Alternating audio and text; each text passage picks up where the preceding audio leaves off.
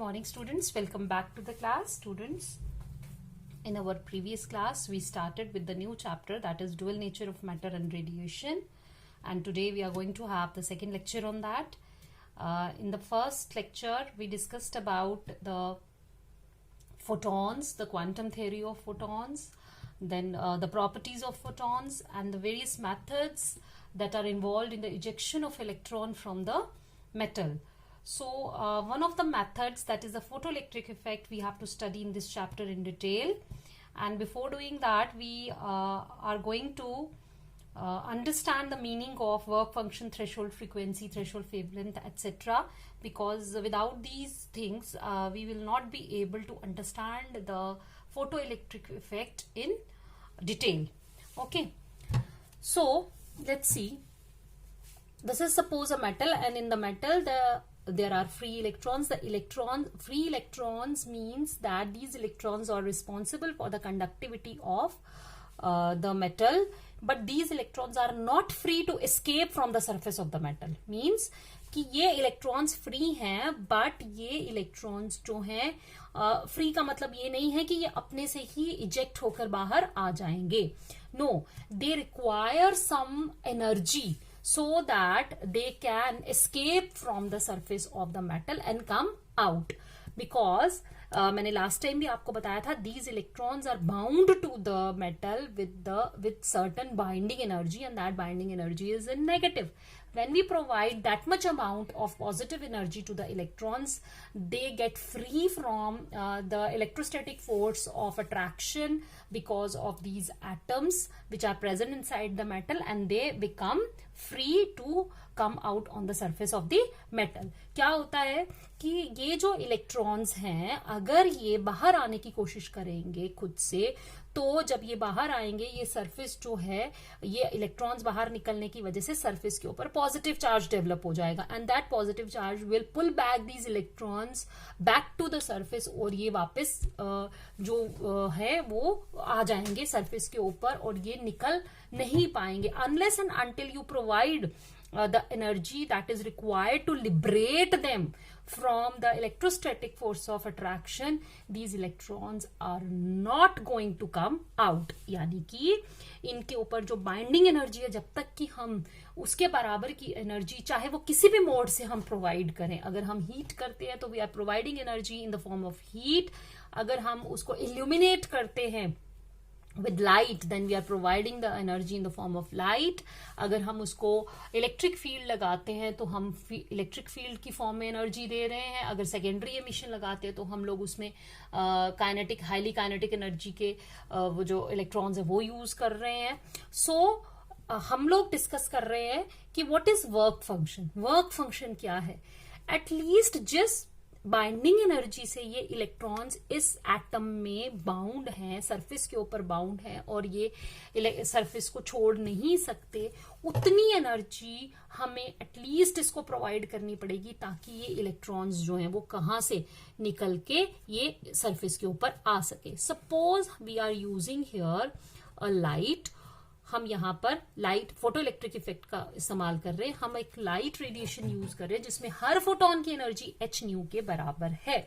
ठीक है, h new के बराबर जब वो एनर्जी की रेडिएशन, एक फोटोन जो है वो स्ट्राइक करेगा इस इलेक्ट्रॉन के साथ, तो अगर ये रेडिएशन इसको इतनी एनर्जी प्रोवाइड कर सके कि ये इलेक्ट्रॉन बाइंडिंग एनर्जी को ओवरकम करके ये बाहर निकल आए, तो हम कहेंगे कि आपका इलेक्ट्रॉन नॉकआउट होकर बाहर सरफेस पर आ गया है. यानी कि for the electron to emit out from the surface of the electron, from the surface of the metal, it requires minimum amount of energy. वो मिनिमम अमाउंट ऑफ एनर्जी कितनी होनी चाहिए? At least equal to the binding energy of this electron. तो that minimum amount of energy that is required by the electrons to escape from the surface of the metal is known as work function. ठीक है, तो हम work function की definition समझ आया आपको कैसे किया मैंने? Work function, it is defined as the minimum amount of energy required by the electrons to come out on the surface of the metal. ठीक है, ये मिनिमम अमाउंट ऑफ एनर्जी है जो कि इन इलेक्ट्रॉन्स को प्रोवाइड हो ताकि ये इसकी बाइंडिंग एनर्जी को ओवरकम कर सके और वहां से फ्री होकर ये सरफेस के ऊपर आ सके. That amount of energy is known as work function. It is denoted by phi. ठीक है, इसके लिए जो सिंबल हम यूज करेंगे that is phi and it is expressed in electron volts. देखो, अब आपको मैं वर्क फंक्शन के बारे में, अगर हम लोग इलेक्ट्रोस्टैटिक्स में आपको एक एग्जांपल देती हूँ. इलेक्ट्रोस्टैटिक्स में जब हमने स्टार्ट किया था तो हमने फ्रिक्शनल इलेक्ट्रिसिटी के बारे में पढ़ा था. वहां पर जो सबसे पहली चीज आपको बताई गई थी वो ये थी कि glass rod was rubbed with the silk cloth. ठीक है, कि दो चीजों को जब हम आपस में रब करते हैं तो एक जो आपका सब्सटेंस होता है वो इलेक्ट्रॉन लूज करता है और एक सब्सटेंस जो है वो इलेक्ट्रॉन गेन करता है. Because of the loss and gain of the electrons they get charged. But वो जो चार्ज होता है उसके ऊपर वो लोकलाइज्ड रहता है, उसके ऊपर ही रहता है. That is why it is known as static electricity. That is a different thing. What I am trying to tell you here is that when you rub two substances together, the substance which loses electrons, उसका मतलब होता है कि जिस substance ने अपने electrons loose किए हैं उसका वर्क फंक्शन कम है. क्यों? क्योंकि वही सब्सटेंस अपने इलेक्ट्रॉन लूज करेगा जिसके इलेक्ट्रॉन्स को कम एनर्जी चाहिए to overcome the binding energy. ठीक है, जिस सब्सटेंस में इलेक्ट्रॉन्स को बाइंडिंग एनर्जी, जिस सब्सटेंस में इलेक्ट्रॉन्स की binding energy with atoms less होगी वो जल्दी बाहर आ सकता है. क्योंकि अगर हम उसको थोड़ी सी भी एनर्जी प्रोवाइड करेंगे तो वो स्मॉल अमाउंट ऑफ एनर्जी को ओवरकम करेगा और उसकी वजह से वो सरफेस के ऊपर आ जाएगा. यही सिचुएशन थी कि जब आप ग्लास और सिल्क क्लॉथ को आपस में रब करते हैं तो ग्लास रॉड क्या करता है, ग्लास रॉड जो है वो इलेक्ट्रॉन लूज करता है क्योंकि उसका वर्क फंक्शन कम है, और सिल्क क्लॉथ जो है वो इलेक्ट्रॉन गेन करता है, उसके इलेक्ट्रॉन्स टाइटली बाउंड है, उसका वर्क फंक्शन ज्यादा है. इसीलिए ग्लास रॉड के ऊपर पॉजिटिव चार्ज आता था और सिल्क क्लॉथ के ऊपर नेगेटिव चार्ज आता था. I hope it is clear. Now there are different metals having different work functions. ठीक है, तो वर्क फंक्शन सभी मेटल्स का डिफरेंट होगा because it depends upon the metal, it depends upon how tightly the electrons are bound to the nucleus. तो इसके पास हम लिखते हैं सबसे पहले, जैसे सीजियम है हमारे पास. सीजियम का है 2.13. Then comes potassium. Potassium has 2.30. Then we have a very good conductor that is copper, 4.61, and highest is platinum. It is 5.65. ठीक है, तो सीजियम का वर्क फंक्शन 2.13 का मतलब क्या है कि सीजियम हैज अ टेंडेंसी कि अगर उसके ऊपर स्मॉल अमाउंट ऑफ एनर्जी अगर आप उसको देंगे, प्रोवाइड करेंगे, तो इलेक्ट्रॉन्स जो हैं वो बड़ी जल्दी उसमें से एमिट आउट करके वापस सरफेस के ऊपर आ जाएंगे. और प्लैटिनम हैज 5.65 मींस इसके जो इलेक्ट्रॉन्स है they are tightly bound to the nucleus. आपको एटलीस्ट इतनी एनर्जी प्रोवाइड करनी पड़ेगी चाहे जिस भी मेथड से आप प्रोवाइड कर रहे हैं ताकि इलेक्ट्रॉन्स जो है वो अपने आप को फ्री कर सके from the electrostatic force of attraction due to the nucleus of the various atoms. ठीक है, अब इसके बाद 1 इलेक्ट्रॉन वोल्ट को हम कैसे डिफाइन करेंगे? It is the amount of energy required by an electron to get accelerated through 1 volt.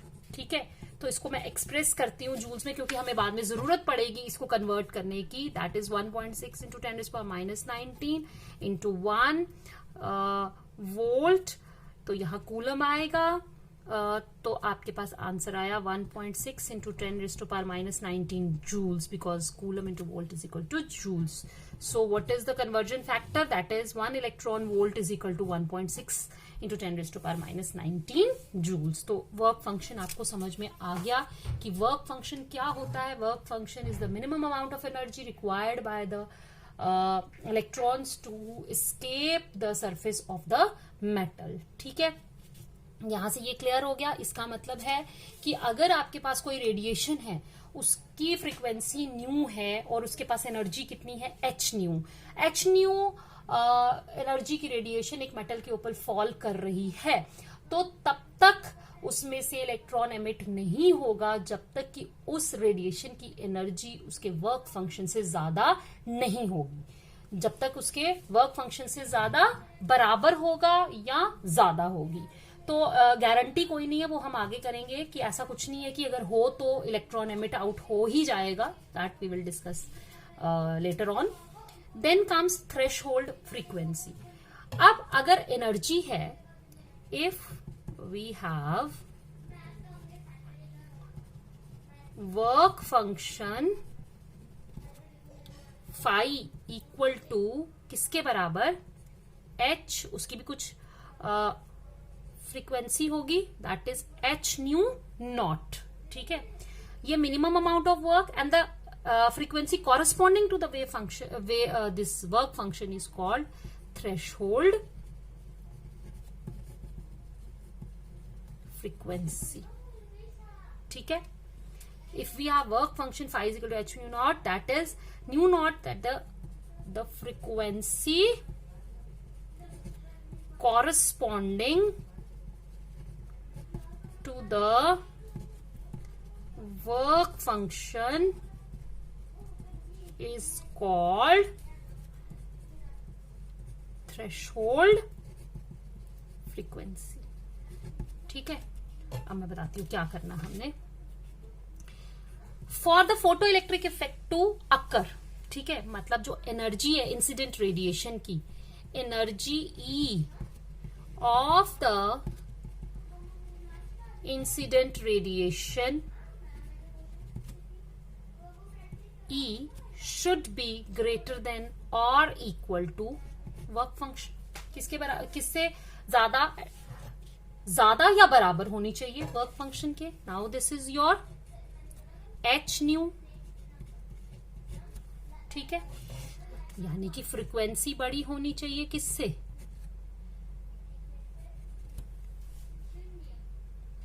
ठीक है. तो इसको क्या बोलते हैं हम यहां पर,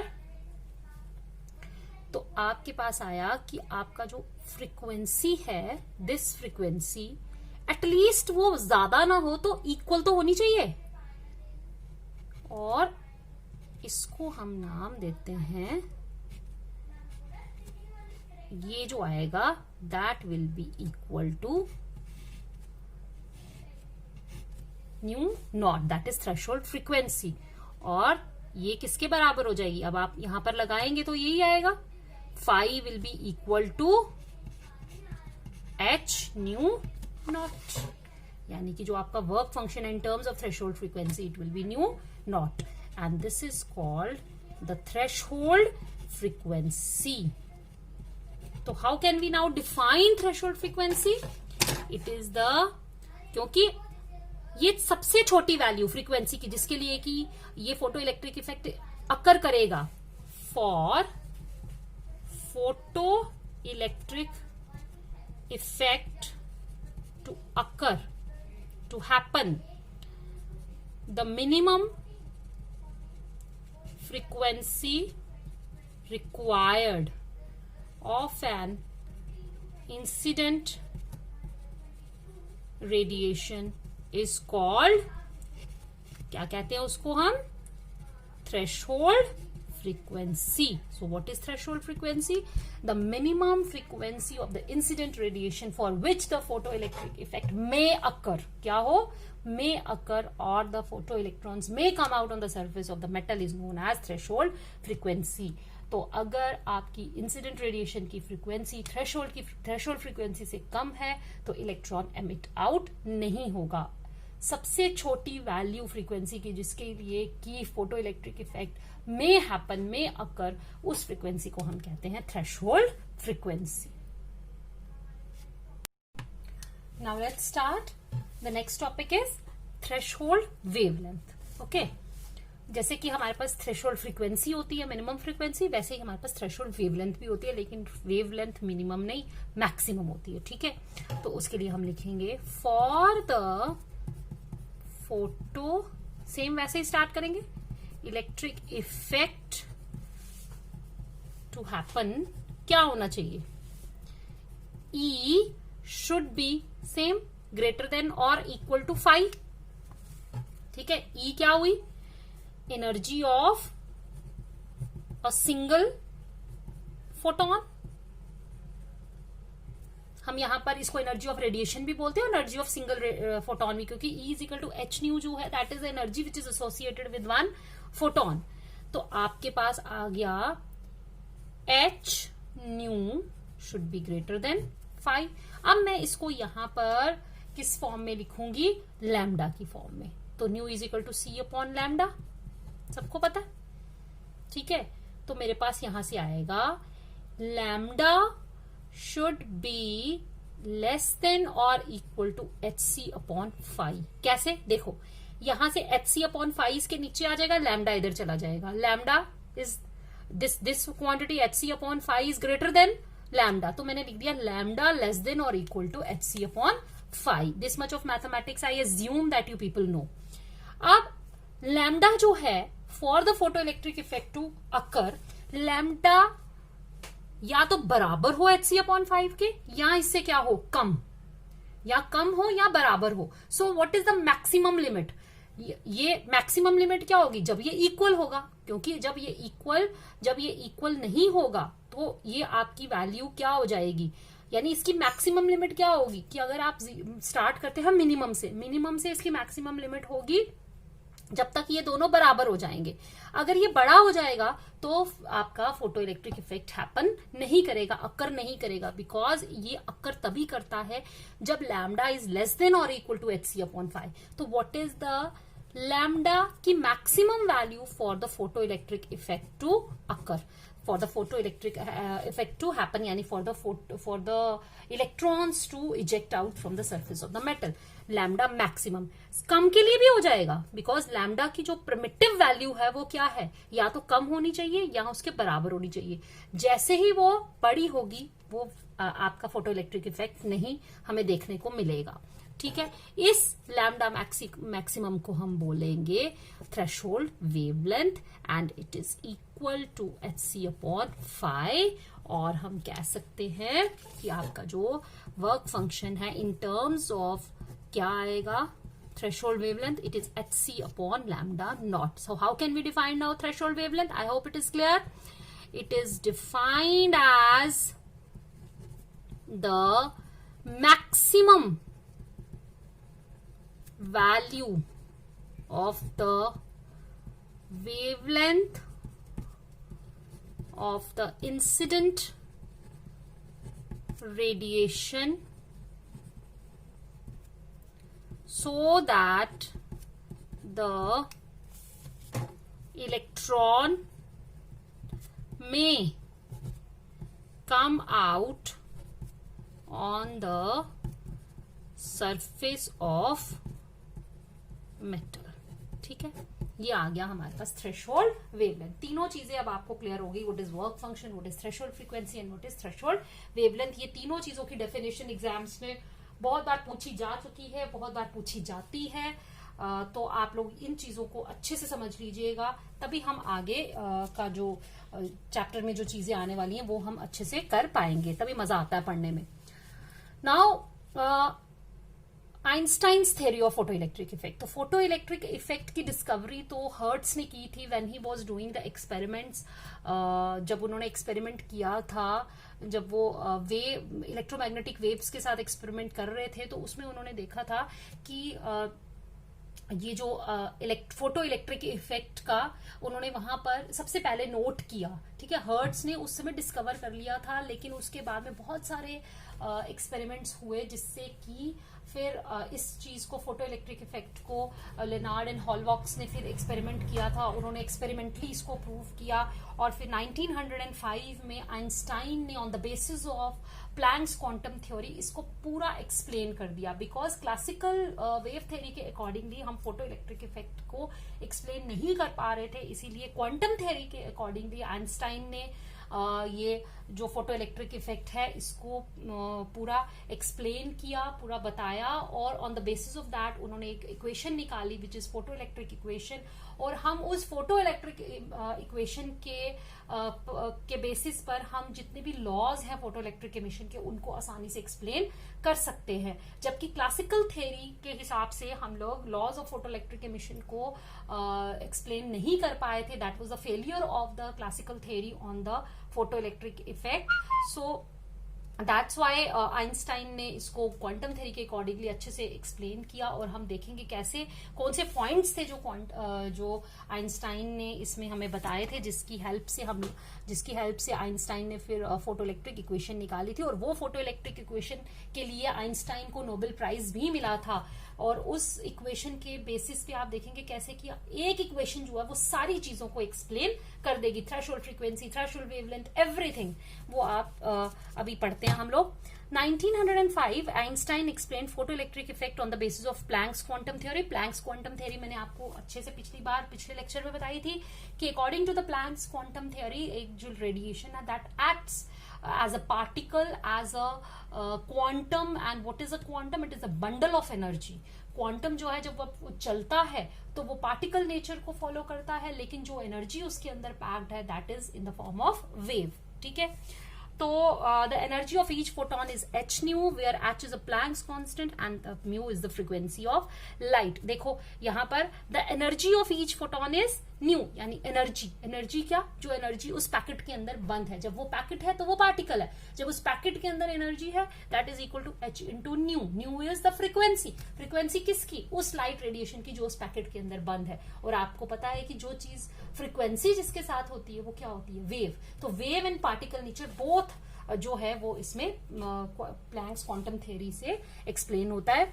the main points of the Einstein's theory of photo electric effect are, आपको मैंने समझाया था तब भी कि फोटो इलेक्ट्रिक इफेक्ट कैसे अकर करता है। Photo electric effect basically is the interaction of the radiation with the particle. ठीक है, दो चीजों की, दो पार्टिकल। अब रेडिएशन हमने बता दी कि रेडिएशन किससे बनी हुई है, रेडिएशन क्वांटम से बनी हुई है।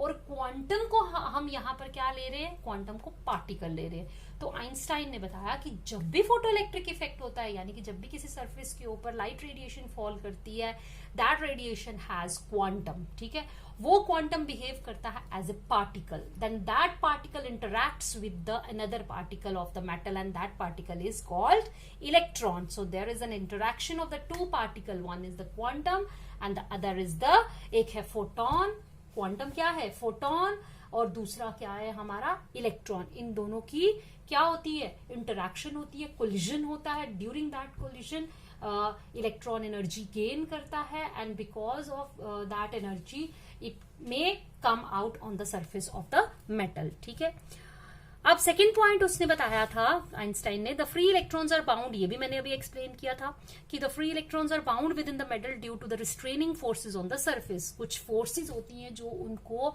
अपने से एक बाहर निकलने नहीं देती हैं। अगर वो कोशिश भी करते हैं इलेक्ट्रॉन सरफेस पे आने की, तो there is a surface barrier. Surface जो है वो ऑपोजिट पोटेंशियल वहां पे एक्वायर कर लेता है, जिसकी वजह से उस इलेक्ट्रॉन को वो वापस अपनी तरफ खींच लेता है।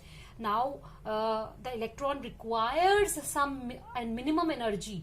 वो कुछ इलेक्ट्रॉन जो है उसको कुछ एनर्जी चाहिए ताकि वो सरफेस बैरियर को, उन जो वो बेड़ियां जो मेटल ने उसके ऊपर लगाई हैं उनको तोड़ सके और वो वहां से भाग जाए, to liberate an electron from the metal surface, and that energy, वो जो मिनिमम एनर्जी उसको चाहिए मेटल के चुंगल से बाहर आने के लिए, that is known as the work function of the metal. ठीक है, तो आइंस्टाइन ने बताया कि जो हमारे पास जो एनर्जी होती है, देखो, that is utilized in two ways. जब एक इंसिडेंट रेडिएशन उसके ऊपर फॉल करती है, किसके ऊपर फॉल करती है इंसिडेंट रेडिएशन? मेटल के ऊपर जब एक इंसिडेंट रेडिएशन फॉल करती है तो उसको दो तरह से यूटिलाइज किया जाता है। कितनी तरह से यूटिलाइज किया जाता है? दो तरह से यूटिलाइज किया जाता है। देखो मैं बताती हूँ आपको अब यहाँ पर।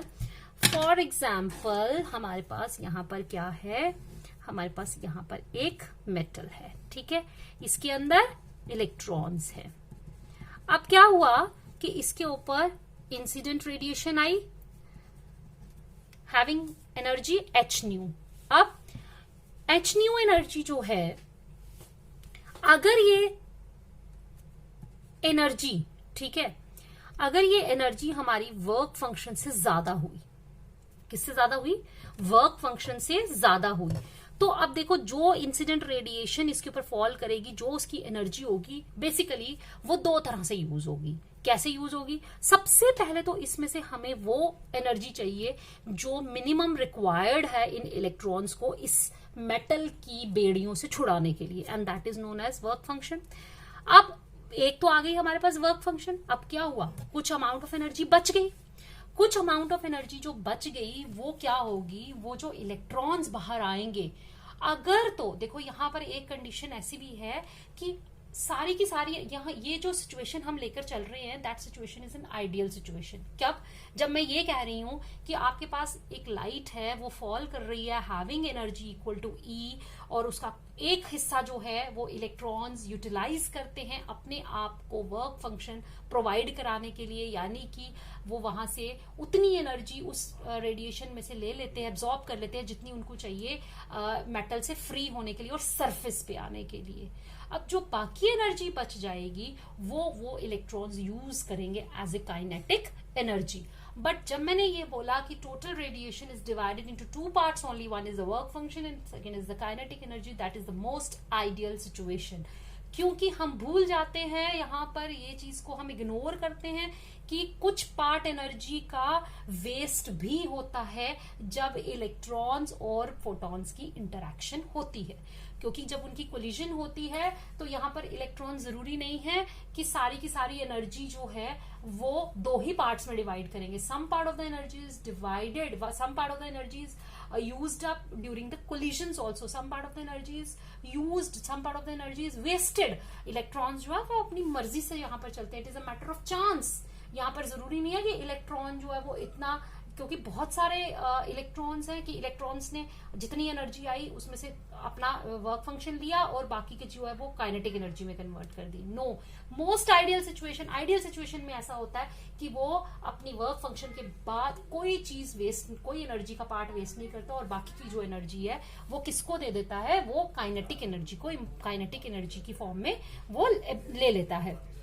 ठीक है, तो ये जब हम कहेंगे कि ये इलेक्ट्रॉन्स हैं और इलेक्ट्रॉन्स के पास जो बाकी जो एनर्जी बच गई, दैट इज 1/2 mv², यानी एनर्जी दो पार्ट्स में यहाँ पर हम लोग डिवाइड कर रहे हैं, लेकिन वो कब कर रहे हैं? जब there is no wastage of energy. तो देखो यहाँ पर आ गया अगला पॉइंट वही, very few, that is 1% photons whose energies are greater than W0 और capable of ejecting the photo electrons.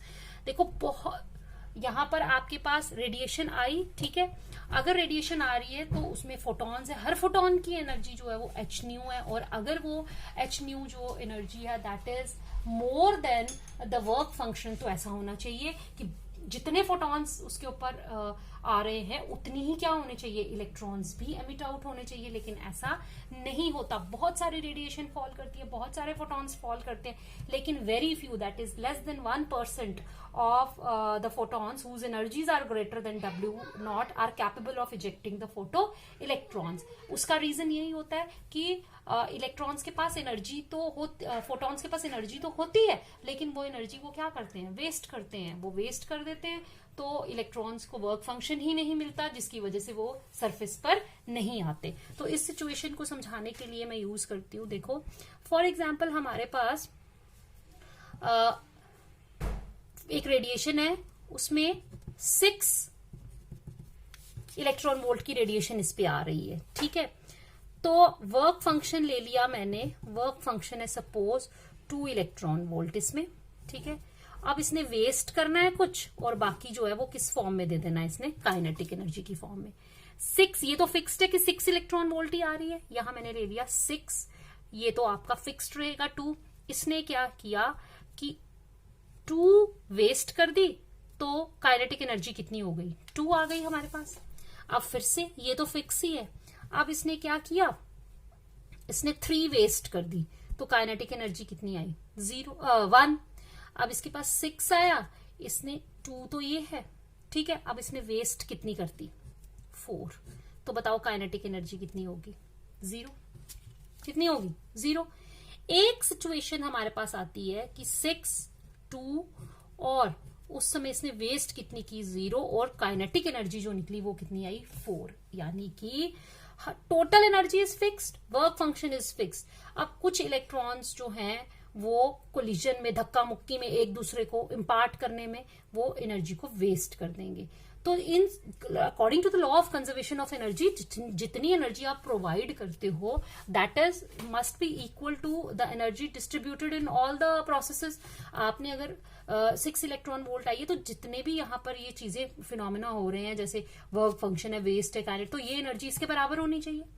तो देखो आइडियल सिचुएशन हमारी कौन सी आई, ये situation. According to this situation, यही सिचुएशन जो है that forms the basis of the photoelectric equation of given by Einstein, जिसमें उन्होंने कहा था कि आपके पास जो टोटल आप इंसिडेंट रेडिएशन की एनर्जी प्रोवाइड करते हो that is equal to work function plus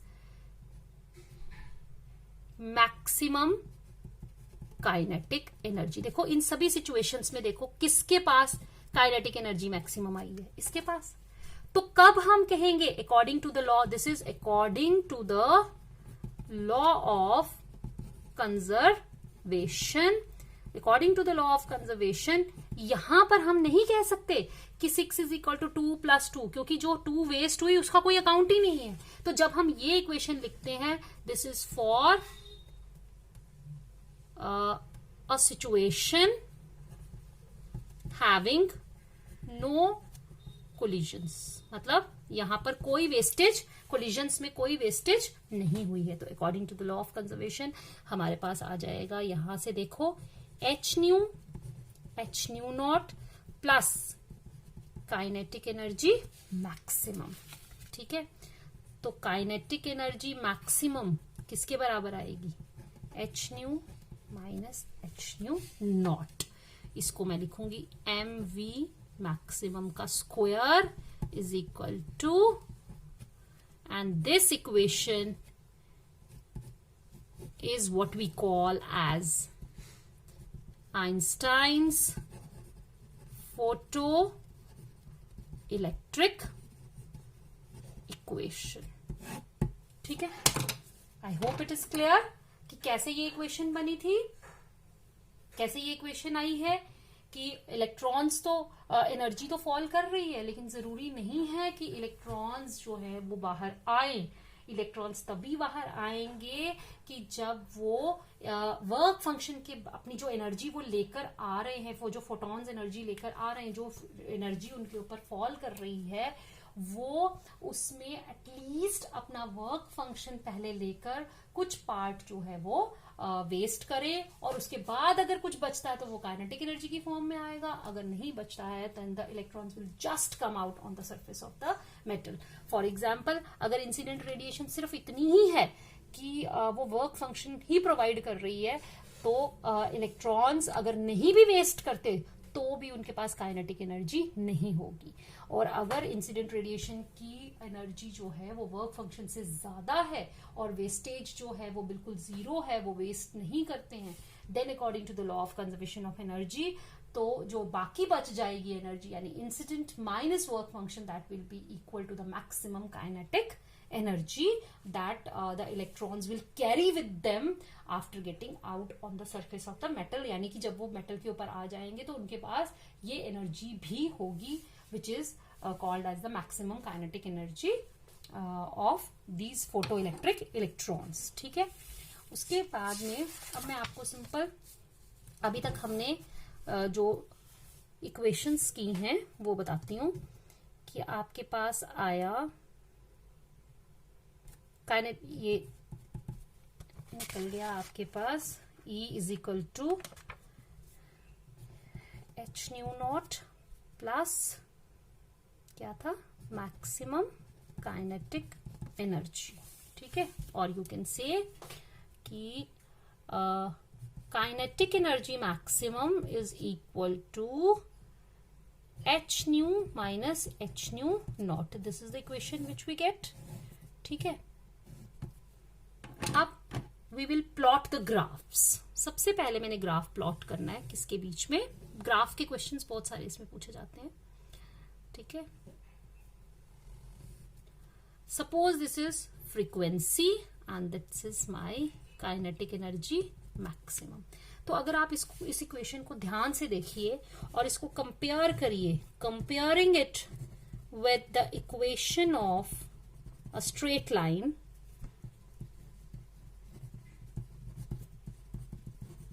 क्या आएगा, mx प्लस सी. यहां से देखो m किसके बराबर आएगा, m मीन्स यहां पर क्या है, slope is equal to h, क्योंकि x यहां पर क्या है, it is equal to x, और ये क्या है, y. ठीक है, ये x है और ये क्या है, ये हमारी x एक्सिस है और ये हमारी y एक्सिस है. तो स्लोप जो आई वो आई मेरी h. ठीक है, और c the intercept on the y axis वो किसके बराबर है, माइनस एच न्यू नॉट. तो लेट्स ड्रॉ द ग्राफ. तो मेरा ग्राफ ऐसे बनेगा. ये बन गया मेरा ग्राफ में स्ट्रेट लाइन, लेकिन इंटरसेप्ट जो है वो नेगेटिव वाई एक्सिस पे आ रही है और नेगेटिव है, इसलिए मैंने इसको नीचे तक लाया. This is my theta and this is slope and this is equal to h.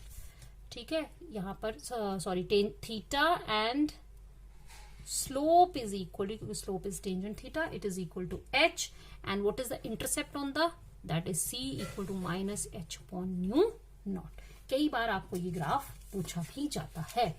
ठीक है, it's clear. Now next graph हम करेंगे, हम इसी को, ये पहला, अब दूसरा लिखेंगे काइनेटिक एनर्जी मैक्सिमम. इसको अब हम लिख लेंगे लैम्डा की फॉर्म में. ठीक है, now we will plot a graph. यहां पे हम ले लेंगे, यहां पे हमारा x एक्सिस जो हम लेंगे that will be 1 upon lambda, और यहां ले लेंगे हम kinetic energy maximum. this will be my x axis and this will be my y axis. Now similarly,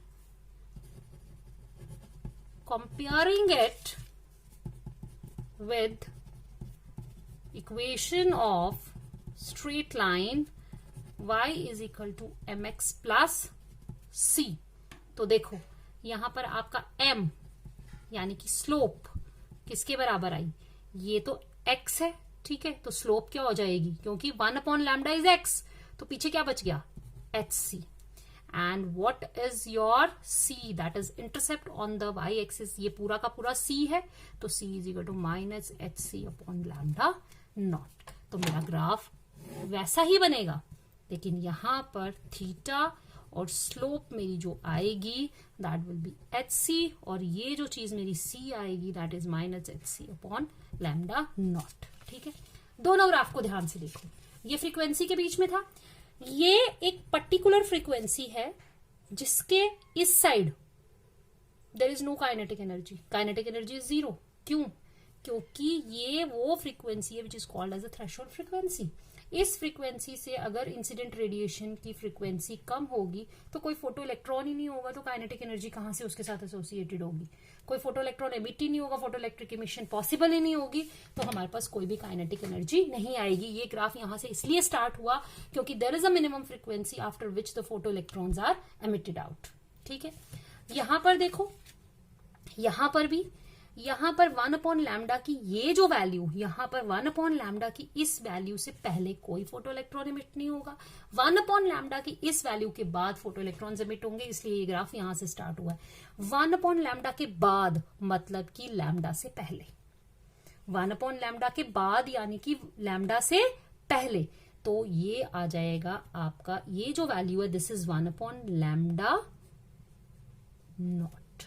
ठीक है, तो बेसिकली जब हम ये जो ग्राफ है ये 1 लैम्डा, 1 लैम्डा है ना, 1 लैम्डा के बाद शुरू होता है और 1 लैम्डा नॉट के बाद शुरू होता है और लैम्डा नॉट से पहले शुरू होता है। यानी कि यहां पर आपकी थ्रेशोल्ड फ्रीक्वेंसी ये है और ये थ्रेशोल्ड वेवलेंथ है। I hope it is clear.